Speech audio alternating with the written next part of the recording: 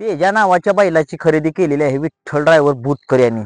सगळ्या महाराष्ट्राला एक उत्सुकता लागलेली की विठ्ठल नानांनी सांगितलेलं एक मोठी खरेदी होणार आहे.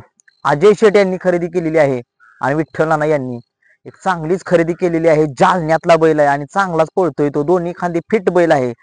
नक्कीच सरांचं नाव करण्यासाठी त्यांनी घेतलेलं आहे. तुम्हाला माहिती आहे नाग्या, बदला हे दोन बैल त्यांच्याकडे आहेत आणि तिसरा बैल त्यांनी घेतलेला आहे तेजा.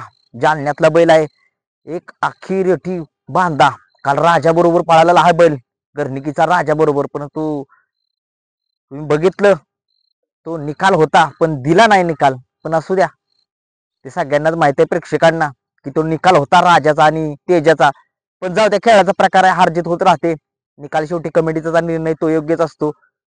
परंतु नानांनी एक खरेदी केली, अजय शेठ आणि नानांनी.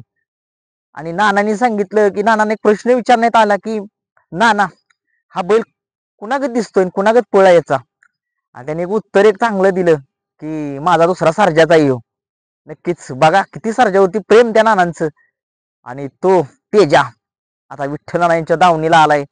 म्हणजे नाग्या, तेजा आणि बादला हे त्रिकुट त्या मैदानात आता दिसणार. कारण तुम्हाला माहितीच आहे नानांच्याकडे नाग्या तर पळतोय, बदला पण आता चांगला आदत आहे तो पळतोय आणि तेजा दोन्ही खांदी पळतोय. आणि मला नाही वाटत की आता तो नाग्या आणि तेजा घरचीच गाडी पळणार. आणि तुम्हाला माहित आहे नाग्या पब्लिकनं पळतोय आणि तेजा दोन्ही खांदी पळतोय. एक नानाने सरांचं नाव आपल्या सरांच्या नावासाठी बघा किती माणूस हा करतोय.